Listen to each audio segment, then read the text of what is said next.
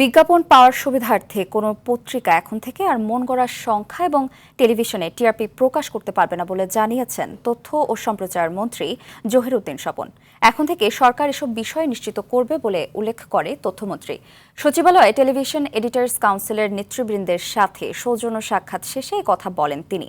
মন্ত্রী বলেন, সরকার কোনো মিথ্যা কাঠামোর উপর দাঁড়িয়ে কাজ করবে না এবং সুযোগ সুবিধাও দিবে না। সংবাদের নামে সামাজিক যোগাযোগ মাধ্যমে অপতথ্যের ভিত্তিতে অস্থিরতা সৃষ্টি করছে জানিয়ে এডিটর কাউন্সিলের নেতারা সম্পাদকীয় নীতিমালা করার দাবি জানান।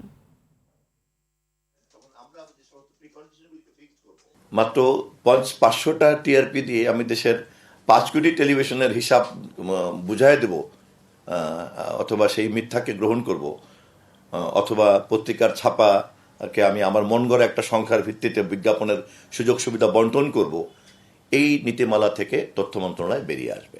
সুযোগ সুবিধার ক্ষেত্রে হয়তো কোনো পরিবর্তন হবে না, কিন্তু যে তথ্য পরিসংখ্যানের ভিত্তিতে আমরা এই সিদ্ধান্ত নিব, সেখানে কোনো মিথ্যার আশ্রয়ের মধ্যে তথ্য মন্ত্রণালয় আর থাকবে না।